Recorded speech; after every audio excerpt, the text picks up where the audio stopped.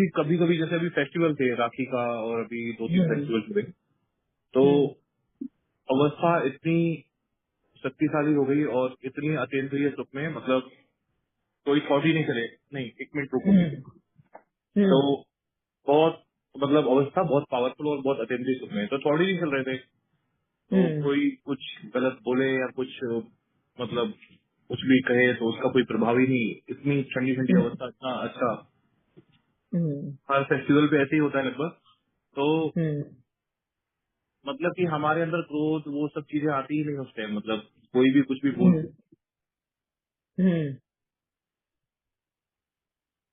आपकी आवाज आ रही जा रही है सचिन भाई?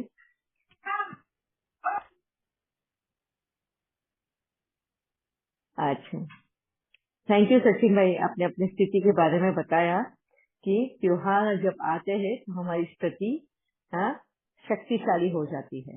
मगर आप एक और प्रैक्टिस कर सकते हैं कि त्योहार आती है तभी नहीं, हम रेगुलर में ही शक्तिशाली किस तरह से रह पाए, ऐसे कौन सी चीजें जो हमें रेगुलर में रहने नहीं देती है, ये आपको चेक करना है और वहाँ पर बदलाव लाना है।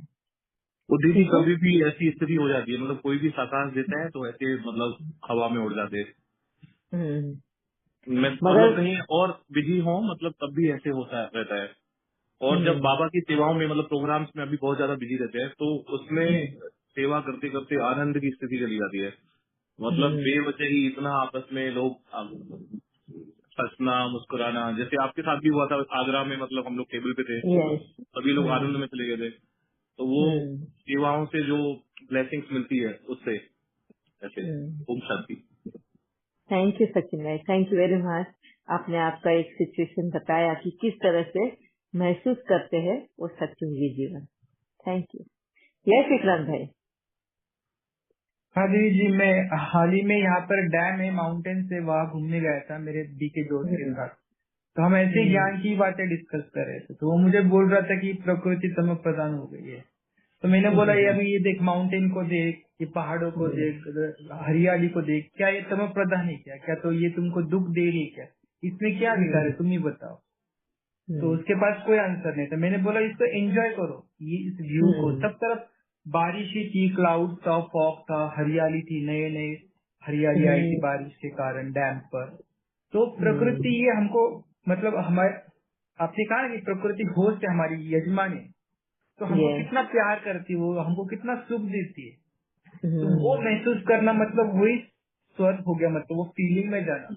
अभी आप सोचो इतना ठंड है वहाँ पर, इतनी अच्छी सी बारिश हो रही है, आप कहीं पर भी माउंटेन के किनारे बैठो, मन को इतना शांति और इतना सुख मिलता है, मतलब कोई आवाज नहीं, कोई नहीं, सिर्फ प्रकृति की नेचुरल आवाज, झरनों की आवाज, है ना।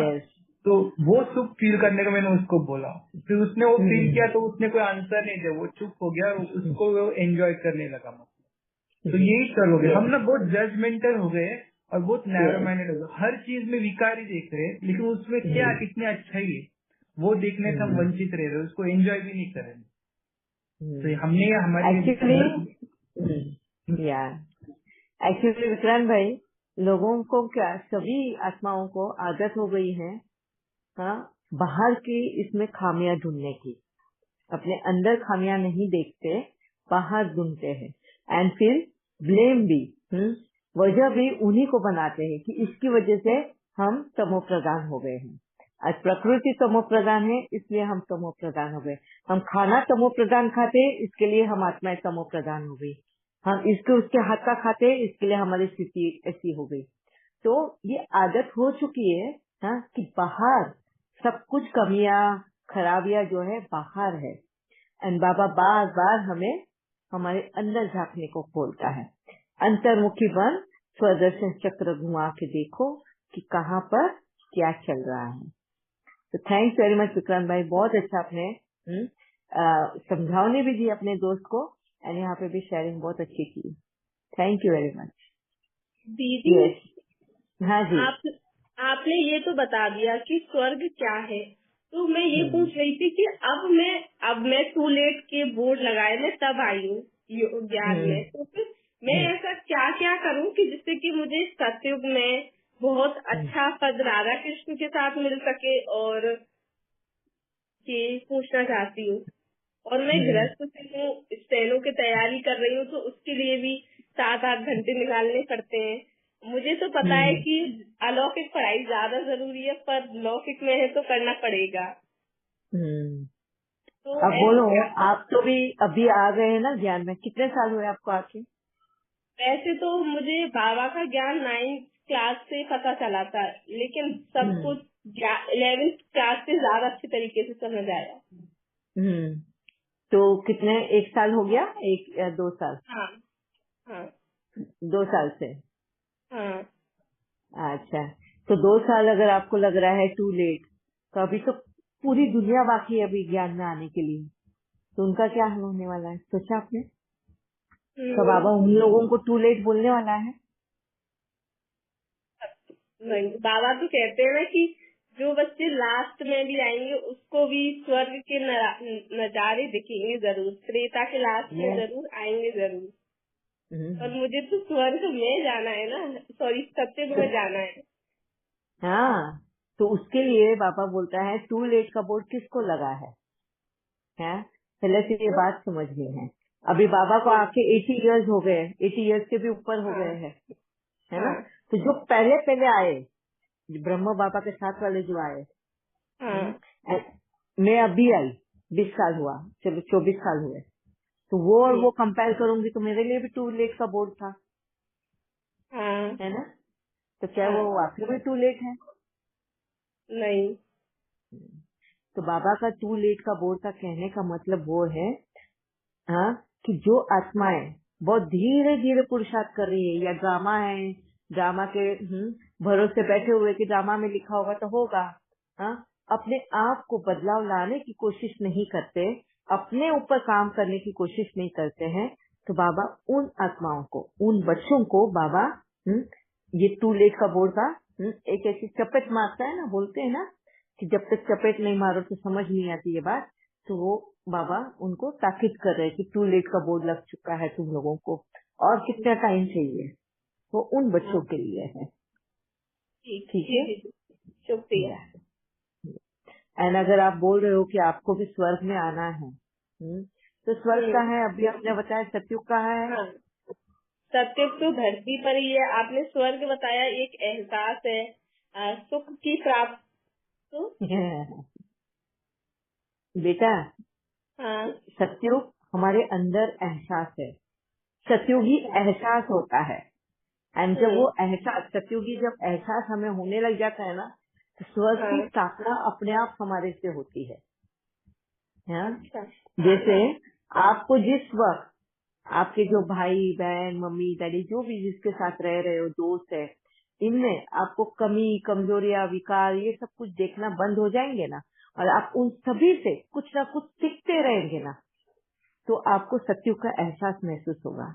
और फिर आपका जब बिहेवियर बदलने लग जाएगा, तो आपका सबके साथ का रिलेशन बहुत अच्छा रहेगा, हर उस चीज से आपको मजा आएगी, जो भी कुछ कर रहे हो आपको बोझ जैसा नहीं लगेगा। तो वो जब आपको होगा, यस, तो जब वो होने लग जाएगा ना, तो उसको स्वर्ग की जीवन कहेंगे। स्वर्ग का जीवन वो होता है जहाँ कोई भी बात का हमें दुख नहीं होता, कोई कुछ भी हो रहा हो। ठीक है, तो आप यहीं पे इसी जीवन में आप स्वर्ग भी देखोगे, सतयुगी एहसास भी जियोगे, मगर आपके पुरुषार्थ अनुसार आप कितने जल्दी समझते हो बाबा के ज्ञान को, बाबा की श्रीमत पे कितने जल्दी चलते हो, उसके ऊपर डिपेंड करता है आपका प्रोग्रेस। ठीक है, शुक्रिया दीदी। हाँ, आ गया। और किसी को कुछ क्वेश्चन या किसी को कुछ अपना अनुभव शेयर करना है इस सतयुग को लेकर, या अभी तक क्लियर नहीं हुआ है सतयुग क्या है, स्वर्ग क्या है? यस, दीदी, अभी एवरी बर्थ जो होता है हमारा, एवरी बर्थ ना, हम शरीर छोड़ते हैं, तो बहुत लोग बोलते हैं ना शरीर छोड़ते वक्त उन्होंने वो लाइट देखी है, तो एवरी बर्थ में देखते हैं क्या? हाँ, बर्थ में नहीं दिखते हैं, एवरी जब शरीर डेथ शरीर छोड़ते हैं, हाँ, यस, क्यों तो मैं लाइट बोलती हूँ, देखते हैं, एक्सटर्नल जैसा आता है उसमें जाते हैं। हर एक का अनुभव अलग होता है बहन, हर एक का अनुभव अलग होता है। जब मैंने अनुभव किया था, मेरा जब शरीर छूटा था, मैंने जो अनुभव किया था, मेरे को तो डायरेक्टली बाबा ही दिखाई दिए। मेरे को टनल वनल मेरे को कुछ भी महसूस नहीं हुआ था। मुझे डायरेक्टली जैसे ना बाबा ही मेरे साथ बात कर रहे हैं वो महसूस हुआ था। वो एक लाइट महसूस दिखाई दी थी मुझे, और कुछ भी मुझे महसूस नहीं हुआ था। वहीं पे मेरी एक दोस्त है, उसने जब मुझे उसका अनुभव बताया था, हाँ, नियर टू डेथ वाला एक्सपीरियंस, जहाँ उसका भी शरीर छूट गया था। वो बहुत बीमार थी, हॉस्पिटल में एडमिट थी, एंड उसको कुछ वॉमिटिंग जैसा कुछ हो रहा था, वो टॉयलेट में गई, वहीं पे वो गिर गई, और तुरंत ही उसको ऐसे महसूस हुआ कि वो जैसे ना कोई एक बहुत बड़े पहाड़ के ऊपर बहुत बड़े से फूलों का बगीचा है, वहां पे ऐसे जा रही, उड़ते हुए जा रही है इस तरह से, और उसको कोई पुकार रहा है, और वो उस आवाज की तरफ ऐसे जा रही है, और बहुत शांति महसूस कर रही थी। ये उसका वो अनुभव था। एंड जब वो वापिस से होश में आई, तब डॉक्टर ने इसने बताया कि तुम आधे घंटे से तुम्हारे हार्ट बीट रुक गया था। वो डॉक्टर डिक्लेयर ही करने वाले थे उसको डेथ, इतने में उसको होश आ गया। तो ये था उसका एक्सपीरियंस। तो हर एक का आफ्टर डेथ वाला, मतलब आफ्टर इसका एक्सपीरियंस जो होता है अलग अलग होता है, किसी को किस तरह से, किसी को किस तरह से। मगर सबके इसमें एक कॉमन है, वो है पॉइंट ऑफ लाइट। हर एक को एक लाइट दिखाई देती है जो उसको अपनी तरफ खींच रही है। ठीक है, ठीक है दीदी। मतलब ये 84 जन्म के बाद है ऐसा नहीं है, every birth, every every death we will see. So means we are on the earth only. या हम अर्थ पे ही रहते हैं, यहीं पे हमारा जन्म मरण का चक्कर चलते रहता है। हमारा जब पाठ खत्म होता है इस धरती का, वो तभी मालूम पड़ता है जब बाबा आता है इस धरती पर। ड्रामा अनुसार बाबा बोलते हैं मुझे आना ही है। फिर वो हमारे कर्मों का खत्मा करता है, बैलेंस करता है, सारा हिसाब किताब चुकतू कराकर बाद में ही हम परम धाम जा सकते हैं। कोई भी कर्जा लेकर हम परम धाम नहीं जा सकते हैं। ये अब फिर परम धाम जन्म के जाते हैं। बाद ही है दीदी, नॉट एवरी जन्म के बाद नहीं है। नहीं, एवरी जन्म के बाद नहीं। कर्मों का वो हिसाब किताब ये हर जन्म में नहीं। हमको उस जन्म में हमारे में ताकत ही नहीं है ना, हम कहीं ना कहीं प्रोलॉन्ग कर ही लेते हैं एक जन्म से दूसरे जन्म में। तभी तो हमारा वो तय होता है ना कि कहाँ पे हमको क्या सेटल करना है। हाँ, और अब हम बहुत तमो प्रधान भी हो गए हैं ना, आत्मा भी बहुत ही वीक हो गई नहीं, है। अगर आप बोलोगे सतयुग जब था, मतलब सतयुग त्रेता द्वापर जो हम बात करते हैं, वहाँ पे भी हमने कोई कर्मों को क्रिएट नहीं किया। हम बोलते हैं हम बहुत प्योर सोल थे, हम ऐसे थे, मगर कर्म तो थे हमारे। हम उस जन्म में जो कर्म करते हैं उसके बाद ही तो तय होता है ना कि हमारा अगला जन्म कहाँ पर होना है, कौन हमारे माँ बाप होंगे, हम एवरी कौन जन्म सी वो जगह होता है ना दीदी, हम ही तो तय करते हैं ना। Yes. पर उसमें भी हम लोग जो विकर्म करते हैं वो साथ लेके लेके आते हैं, ये इकट्ठा करके आते हैं, और 84 जन्म के बाद ही बाबा आने के बाद फिर सब खत्म होके फिर परमधाम जाते हैं। यस, परमधाम में we will be in the dormant state और साइलेंट स्टेट में रहती है। Dormant, dormant, no body, bodyless state. No body. Yes, ठीक है जी। ठीक है जी। और किसी को कुछ शेयरिंग करना है या समझना है? ओम शांति दीदी, हाँ रश्मि बोल रही हूँ। हाँ, ओम रश्मि बहन, शांति। ओम शांति। सतयुग तो मतलब एक स्टेज है, सच और झूठ के ऊपर की स्टेज। जब इसके ऊपर ये आभास हमें खत्म हो जाता है और आत्मा अपने अपने स्वरूप में विचरण करने लग जाती है, मतलब हमारे तो वो एक सतयुग है। इसके पहले ये सारी स्टेज होती है, हमें झूठ है या सच है ये जानना, फिर सच की तरफ ट्राई करना, फिर इसके ऊपर खुशी में रहना, इसमें स्टेबिलिटी आ जाती है और अपने स्वरूप में टिक जाती है। और इससे ऊपर की स्टेज जो है वो सतयुग है ना। यस, उसको देह की कोई भी स्मृति नहीं है। देह की स्मृति मतलब विकार है, दुख है, दर्द है, या मतलब मोह, अहंकार, ये सब देह की स्मृतियां हैं। तो उसको वो है ही नहीं, वो अपने स्वरूप में विचरण कर रही है। मतलब जो आत्मा का स्वरूप है, मतलब सुख, शांति, प्रेम, आनंद, वो फील में भी नहीं है कि मैं उसमें विचरण कर रही हूँ, मैं सुख में हूँ, मैं शांति में हूँ। उस स्मृति से भी परे की स्टेज है कि वो नेचुरल स्टेज है। यहाँ पे हम प्रैक्टिस कर रहे हैं अभी कि मुझे सच बोलना है, शांत रहना है। या जब हम वो स्टेज में आ जाते हैं कि वैसे ही ट्रैवल कर रहे हैं, तो वो एक स्टेज है, वो सतयुग है ना। कि फिर वो उसका कोई भी लेस नहीं लग सकता है हमारे ऊपर। देह का जो भी है ना, हमें दूसरों का तो नहीं, खुद ही का लगता है। खुद ही की विकार हमें टच करते हैं और वो हमें ये करते हैं। लेकिन जब इससे ऊपर उठ जाते हैं तो फिर अपने आत्मिक स्वरूप में या अपने स्वरूप में विचरण करते हैं। फिर ये लेप नहीं लगता है, फिर ये से डिटेच हो जाती है पूरी तरह से। और अपनी जैसे आपने कहा ना कि एक स्टेज है, यूं मन की स्टेज है, मन, हाँ, कि मन उतनी वो खूबसूरत जर्नी में ट्रैवल कर रहा है। मतलब फिर वो है ही नहीं, वो कोई भान से परे मन भी नहीं है, शायद वो स्टेज ही है फिर तो। बस शरीर तो रहेगा ही ना उसके साथ में, पर शरीर की फीलिंग नहीं रहेगी। शरीर तो रहेगा, शरीर की फीलिंग में हमें स्मृति है कि मैं सच बोल रही हूँ, मैं झूठ बोल रही हूँ, या गलत है, राइट है, रॉन्ग है।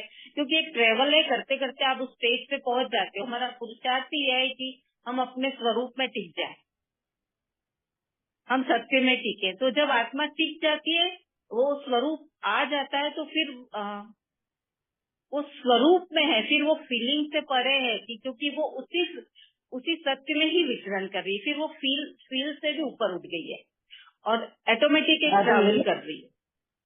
अभी मैं एक बात बताती हूँ। चलो हम बोलते हैं ब्रह्मा बाबा को, या जिनको बाबा ने जैसे सर्टिफाइड किया हुआ है कि ब्रह्मा बाबा सत्युगी जीवन जी रहे थे, उन्होंने स्वर्ग की स्थापना की, मतलब वो संपूर्ण बने थे। ठीक है, वो संपूर्ण बनने के बाद में भी क्या वो शरीर का हेल्थ लेके नहीं बता रहे थे? कानों से सुनना, मुख से बोलना, ब्रेन के थ्रू सोच को समझना, तो ये शरीर का हेल्थ ले ही रहे थे ना। शरीर को बाजू में रख के तो कोई कर्म कर ही नहीं सकता है ना। नहीं, बाजू में तो हम किसी को रख ही नहीं सकते। हमें ये जो भी तो मैं वो समझना है कि आप क्या बोल रहे हैं। नहीं, जो भी कर्मा है ना, एक स्टेज है, जैसे करते करते ना अभी हम अपने एक जर्नी पे हैं। जो जर्नी में जैसे कि मुझे कैसे प्रेजेंट करना है खुद को, कि बाबा ने बताया कि तुम आत्मा हो, तुम सत्य हो, तुम प्रेम स्वरूप हो, आनंद स्वरूप हो। तो अभी क्या होता है ना कि हाँ, अभी हमें स्मृति होती है कि यहाँ पे मैंने राइट किया, रॉन्ग किया, है ना, ये ऐसे बोलना था या वैसा था। तो ये सब देखिए, जब हम करते करते हमें परफेक्टली उस स्वरूप में, जैसे कि आत्मा सत्य में टिक जाती है, अपने स्वरूप में टिक जाती है। तो फिर वो देह में रहते हुए इसके कर्म इतने सुंदर हो जाता है कि वो फिर जो देह की जो स्मृति है वो टच नहीं करती है। देह की स्मृति माना क्रोध करना, लोभ है, मोह है, अहंकार है, वो फीलिंग लेस हो जाती है और वो अपने सच में मतलब वो ट्रैवल करती है, या वो ही स्वरूप है आत्मा का। तो अभी हम प्रैक्टिस करते करते नीचे गिरे हैं, तो वही प्रैक्टिस हमें वापस, नहीं तो कभी हमें बहुत अच्छा लगता है, कभी नहीं लगता है, कभी मतलब कोई चीज फील में भी आती है। तो वो जब वो इस सब से ऊपर उठ जाएगा, वही सतयुग है कि वो देह की कोई भी देह में रहती है। आपने उसको जिया है, सतयुग के जीवन को आपने ये सारा स्टेज पार किया है। कभी कभी तो जैसे अभी तो मैं नहीं कह सकती, ये तो कर्मातीत स्टेज है ना, ये तो कर्मातीत स्टेज है। तो ये आपका अनुभव नहीं है, मैं ये पूछना चाहती हूँ, आपने ये अनुभव नहीं किया है। कई बार जैसे पुरुषार्थ में ना हर एक स्टेज को क्रॉस किया है ना, तो तब वो भी जैसे ऊपर नीचे हुआ है, तो वो भी स्टेज आई थी। तो हाँ, तब वो फीलिंग आया था कि यही है। लेकिन हाँ, वापस कुछ न कुछ हमारे कोई कर्मा पास्ट के हैं, किसी जन्म के हैं, तो वो पूरे क्लियर नहीं हुआ ना। तो वहां तक मैंने ये चीज को समझा कि ये फीलिंग है ही नहीं उसमें। तब ये स्मृति आई कि मतलब आत्मा अपने स्वरूप में इतना एंजॉय करती है, मतलब, और ऑटोमेटिक फिर प्रकृति की मालिक बन जाती है। तो वो ऑटोमेटिक ही जैसे प्रकृति से भी प्रोवाइड होती है चीजें सारी। प्रकृति भी हमें वही सामने ही वही चीजें आती है जो हम सोच रहे या सोच भी अब जो मन में था वो बता दिया मैंने आपको। नहीं, बहुत अच्छा बात बताया। यही होना भी चाहिए कि जो जितना आपने समझा, ये आप बहुत, मैं बोलती हूँ हैट्स ऑफ है आपको कि जितना भी आपने समझा, आपको समझ में आया, या आपने उसको ये किया है, आपने बताया है। मगर क्या मैं थोड़ा सा आपको सही रास्ता दिखाने की कोशिश कर सकती हूँ? हाँ हाँ जी, बोलिए ना, जरूर। अनुभव के हिसाब से बताऊंगी मैं, क्योंकि हाँ जितना हाँ मैं अनुभव किया है मैं उतना ही बताऊंगी। सुना, इसने बोला, उसने बोला, फिर उस हिसाब से मैं नहीं बताऊंगी। ठीक है ना? हाँ जी। मुझे बहुत अच्छे से बाबा ने एक आत्मा और एक शरीर, ये दो को हाँ अलग करके बात समझाई है। हाँ एक आत्मा जो है दूसरे देश से आई है, हाँ, परम धाम से आई है। मैं हाँ जी, यहाँ की रहीवासी नहीं हूँ। बराबर? इतना क्लियर है ना हमें राइट। कि हम यहाँ हाँ पे जी, मेहमान हैं, हम यहाँ के रहीवासी नहीं हैं। अगर हम यहाँ के मेहमान हैं तो यहाँ पे इस जगह के, ये मृत्यु लोग बोलो या स्थूल लोग बोलो, तो यहाँ के अपने एक नियम, अपने कायदे होते हैं, अपने कुछ उसूल होते हैं, है ना? अभी जैसे हाँ फॉर एग्जाम्पल हम जब मधुबन जाते हैं, मधुबन के कुछ रूल्स होते हैं, उनके कुछ प्रोटोकॉल्स होते हैं, उनके कुछ ये है, कायदे हैं। हमको अगर मधुबन जाना है तो हमको ये कायदे फॉलो करने हैं, है ना?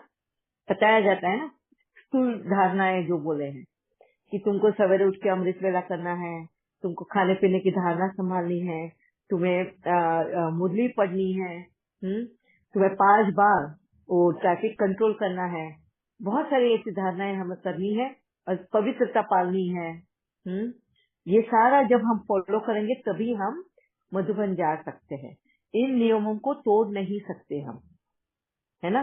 तभी हम ब्रह्म कुमार भी कहलाते हैं, ब्रह्म कुमारी भी कहलाते हैं। और फिर ही जब हम एलिजिबल हुए तो ही हम मधुबन जाएंगे। और मधुबन में जाने के बाद में इन सभी को, हाँ, इन सभी नियमों को फॉलो भी करना है। इनमें से कोई भी नियम को तोड़ना नहीं है। और हम डरते भी है ना इन नियमों को तोड़ने के लिए। अगर नियम टूटे तो क्या है, हमें दंड मिलेगा। सही है ना रश्मि बहन? हाँ जी जी, हाँ जी, हाँ जी। बराबर। अभी मैं एज ए आत्मा परम धाम में रहती हूँ। जब मैं इस धरती पर आती हूँ तो मुझे इस धरती के नियम फॉलो करने हैं, हाँ है ना? या हाँ फिर जी, हाँ जी। मैं अपने नियम लेकर आऊँ और इस धरती पे मैं अपने नियम फॉलो कराऊँ और धरती को बोलूँ कि नहीं नहीं भाई, तेरे नियम मैंने फॉलो करती हूँ क्योंकि मैं तो ऐसी हूँ और मैं नियम फॉलो कराऊंगी। क्या करना चाहिए मैंने? यहाँ तक कि मैं ये चीज नहीं बोलना चाह रही थी। जैसे हम पुरुषार्थ करते हैं ना, तो दोनों चीजें हैं, आत्मिक स्मृति भी है और देह की स्मृति भी है। तो देह हाँ, की तो स्मृति देह की स्मृति क्या है? देह की स्मृति क्या है? जो मुझे दुख देती है या किसी ने क्या बोला या जो स्मृति में आती है, जो चीजें सॉरी हैं रश्मि बहन, वो हमें यहाँ की दुनिया दुख नहीं देती। नहीं, वो यहाँ की आपकी दुनिया, बात सच है, वो एक फीलिंग ये है ना। 5 तत्व, ये 5 तत्व, यहाँ की दुनिया हमें दुख नहीं देती। हाँ जी, हम दुख लेते हैं, लेते हैं। हाँ हाँ वो दुख नहीं देती। अभी समझो बाहर बाढ़ आई है, बाहर बारिश हो रही है, हाँ, किसी के घर बह गए, किसी को रहने का ठिकाना नहीं रहा, तो क्या हम बोलेंगे यहाँ की दुनिया ने हमें दुख दिया? नहीं बोलो नहीं रश्मि, क्या नहीं ये कुदरत हमें दुख दे रही है? नहीं, लेकिन दुख ये नहीं दे रहा है। चीजें बाबा ने मुरली के हिसाब से जब हम वहां से आए ना अपने घर से यहाँ पे, तो ये इसके साथ में ही ये सब स्मृति आई, या तो बाहर से कुछ आया है तो हमने लिया है और दुख को फील किया है। नहीं, हम जब मोह में आए, अभी जैसे हाँ। मैं वापिस से आपको एक एग्जांपल देती हूँ कि अभी बाहर आ रही है, आप न्यूज में देख रहे होंगे या मालूम नहीं, आप देखते होंगे सब जगह। हाँ जी, बाहर आज पुणे में भी इतनी बारिश, मुंबई में इतनी बारिश, पूरा डूब रहा है पानी। हाँ हाँ, सबके घर में पानी घुस रहा है ना। सारे हो हवा खौफ में बैठे कि कहीं अभी क्लाउड बस्ट होगा, ढक फुटी होगी और पूरा पानी बाहर की तरफ बह के ले जाएगा। आज हिमाचल, कश्मीर, सब जगह, उत्तराखंड, क्या हो रहा है वहाँ पर। तो हम ये बोले प्रकृति प्रकोप कर रही है, देखो वो हमें दुख दे रही है। वो फीलिंग आती नहीं है दीदी। यही लेकिन बात हाँ, जो समझा हमने रही है। जाना, अभी हम जैसे नॉलेज में है, पहले नहीं थे तो कोई हमें जैसे कोई की फीलिंग थी। कई बार जैसे पहले बाबा की बनने से पहले बहुत सी चीजें ऐसी थी जो बार बार याद आती थी स्मृति में और दुख होता था।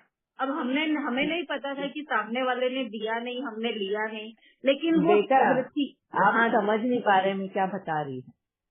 आपने ये बोला कि सत्युग क्या है, आपने बोला कि ये शरीर का हमें एहसास ही नहीं होना चाहिए, ये नहीं, बता रहे थे शरीर ना। का नहीं, शरीर का एहसास नहीं, मतलब ये जो मैं एक्चुअली आपको स्मृतियां समझ हैं, ही नहीं पाई। ये जो स्मृतियां है ना हमें, वो जैसे वाटर प्रूफ कहते हैं ना कि इस पे पानी का असर नहीं पड़ेगा, ये वाटर प्रूफ है, इस पे कितना भी पानी पड़ेगा ये खराब नहीं होगा, इस पे असर नहीं होगा। तो ये जैसे हमारा जो ये भी है ना, वो ये इस जैसे हम पुरुषार्थ ही उसी चीज के लिए कर रहे हैं कि न किसी को दुख देना है न लेना है, हम इसी अभी तरह मैं ऑफिसर रश्मि बेन आपको एक क्वेश्चन करती हूँ, ठीक है। हाँ, ये शरीर किसने दिया है हमें? शरीर में किसने तो दिया? ये शरीर दिया किसने है? कुदरत ने दिया। कुदरत ने दिया। हाँ, ये 5 तत्वों ने मिलकर ये शरीर बनाया है और हमें हाँ ऐसे गिफ्ट दिया है एक आत्मा को, हाँ है ना। अभी ये हाँ जी, शरीर दिया है हमें, तो हमें टंग, जबान भी दी है जिसको टेस्ट है। हाँ कितने टाइप के टेस्ट दिए हैं हमें? 5-6 टाइप के टेस्ट दिए है ना, कड़वा, हाँ मीठा, नमकीन, फीका, ये सारा टेस्ट दिया है, बराबर। हाँ। अब ये किसने दिया है हमें ये टेस्ट? टेस्ट तो यही हमें प्रकृति से ही, मतलब कुदरत से ही कुदरत ने मिला दिया हुआ है है। ना। हाँ हाँ, कुदरत ने ही दिया है ना हमें। तो क्या ये कुदरत का दिया हुआ ये टेस्ट का जो है लुत्फ लेने का, आत्मा ने उसको एंजॉय करना चाहिए या नहीं करना चाहिए?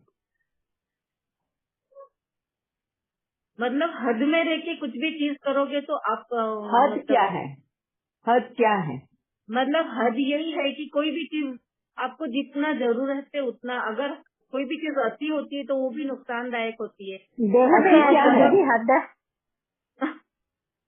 मैंने तो जहाँ तक समझा कि जितना टाइम से दो टाइम खाना खाना चाहिए, तो 2 से अगर 3-4 बार खा लेंगे हम तो वो हमारे शरीर के लिए अच्छा नहीं है। तो ऐसा कुदरत किसने कहा? आपने देखा कभी चिड़ियों को, जानवरों को, इनको सबको सवेरा होते ही वो अपना लेकिन जो एक्सरसाइज हमारा वगैरह करते सिस्टम हैं। बना हुआ है ना, जो ये बनाया किसने? ये सारे रिसर्च करके बनाए हुए हैं ना, मतलब किया तो हम मनुष्य ने, हम रिसर्च डिपेंडेंट है ना, दुनिया बताएगी तो हम उस तरह से चलना है। इस शरीर में रह कौन रहा है? आत्मा।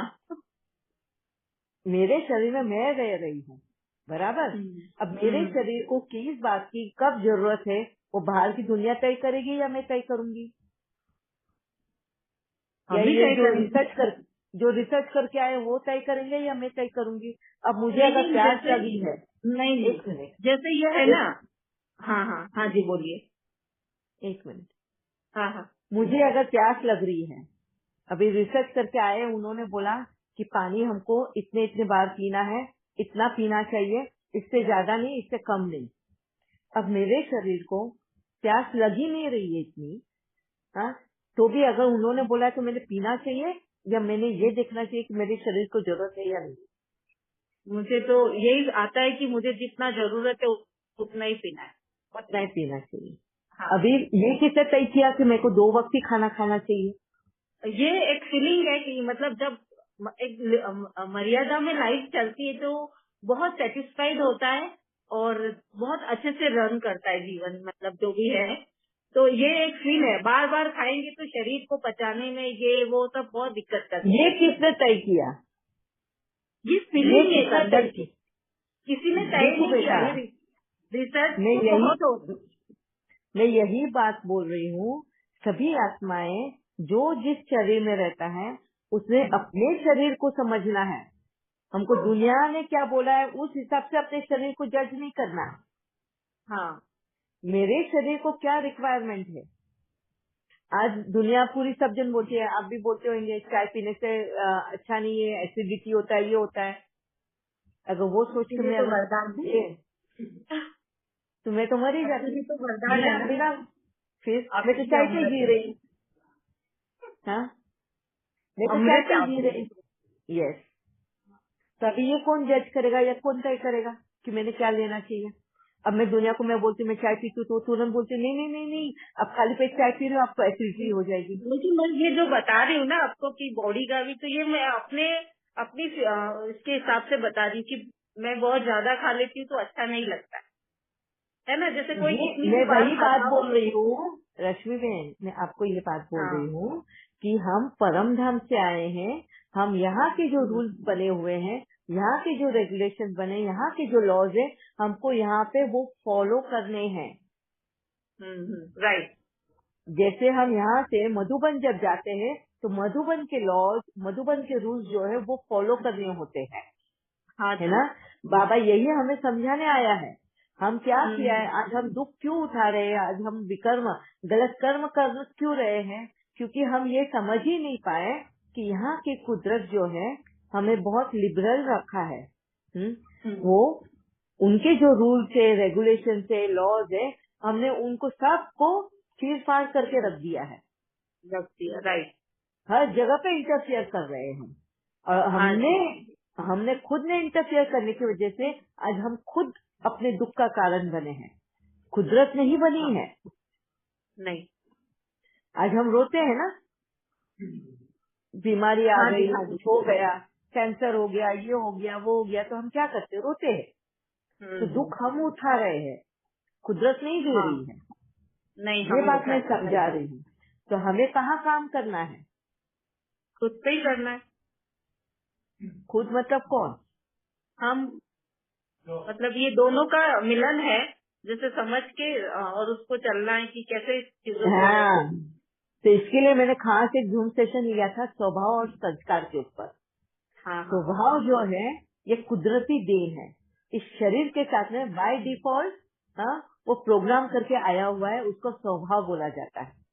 राइट। एंड संस्कार जो है बाय डिफॉल्ट एक आत्मा के साथ आता है, वो हाँ उसका प्रोग्रामिंग किया हुआ है। इन दोनों हाँ, का हमको मिलन करना है, ना कि डाइवर्ट नहीं करना नहीं है। नहीं नहीं, समझ राइट में आया राइट। आपको?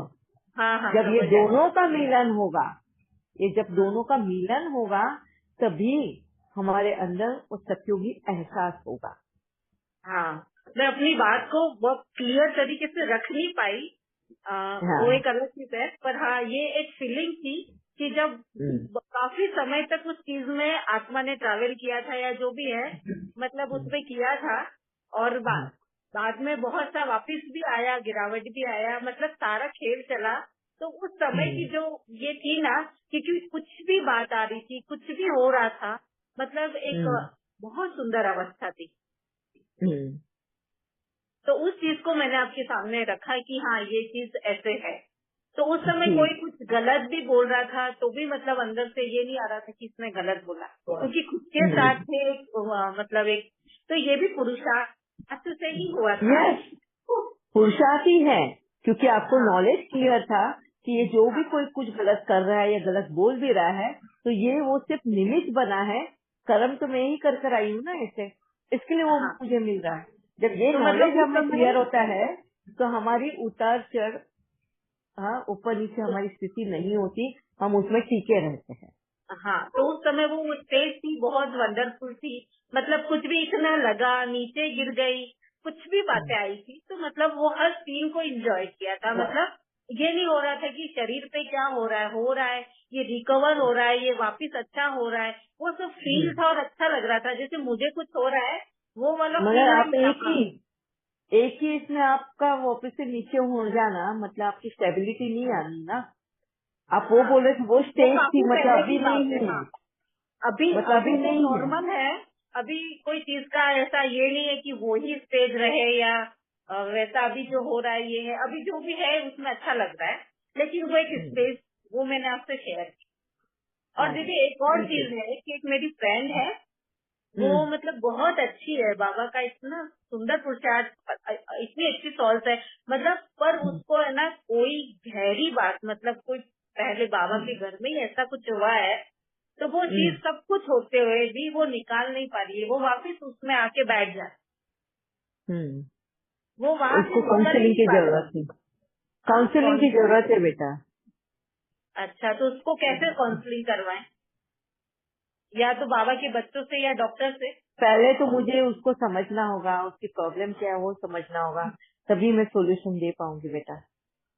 ओके, ठीक है, तो अगर चाहे तो आप उसको मेरा नंबर दीजिएगा, उसको बोलिएगा मेरे को व्हाट्सएप पे पहले कांटेक्ट करें, हम टाइम जरा एडजस्ट करेंगे, फिर मैं उससे बात करूंगी।